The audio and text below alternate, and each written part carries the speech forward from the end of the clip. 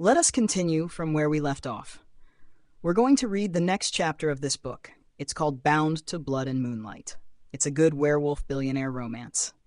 As always, I read for you, and you enjoy the plot. Subscribe if you haven't yet. Let us read. Chapter 6. Damian adjusted his tie with careful precision. He breathed slowly, deliberately, trying to purge his lungs of ozone and feral musk. Liora was somewhere near the archive floor. He didn't need proof. His body knew. The skin beneath his collar felt perpetually tight, as if the air itself resisted him. For his own survival, and for the pack, he made a conscious decision, put distance between them. He turned sharply down a side corridor, lengthened his stride, forced his body away from her location through sheer will. The effort irritated him. The fact that a human woman and employee could influence his movement at all felt like a personal failure. He managed 3 determined steps. Then his left foot caught on the polished concrete.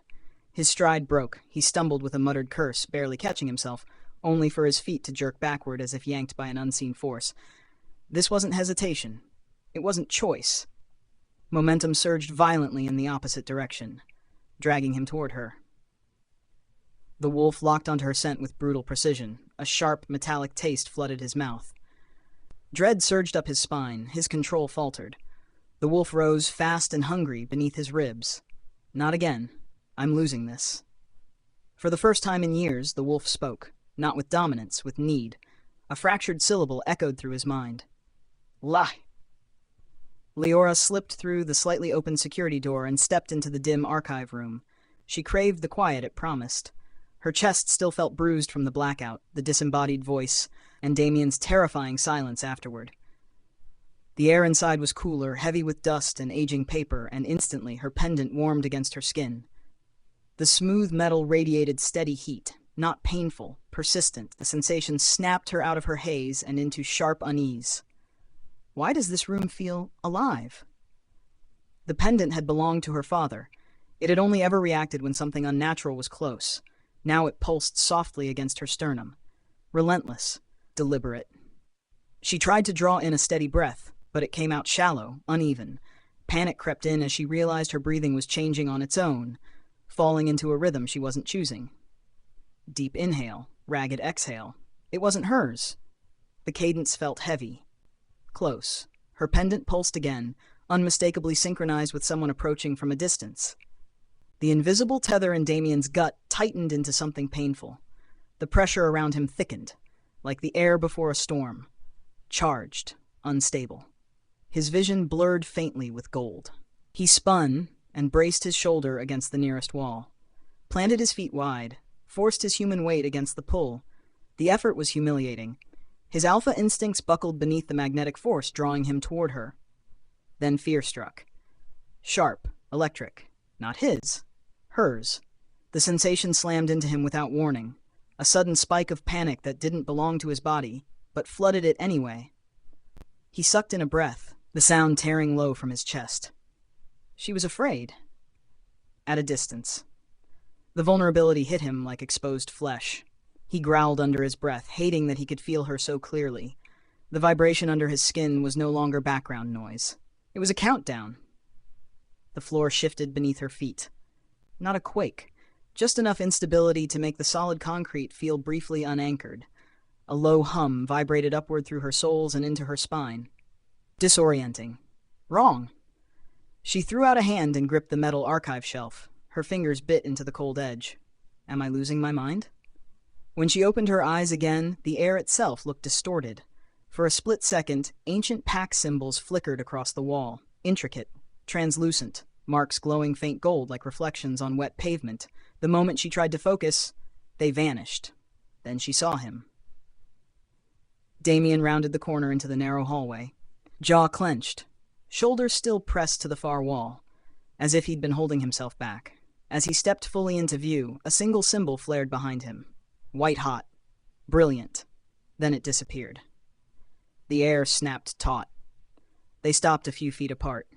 The distance felt unbearable. 5 feet might as well have been the last space left in the universe.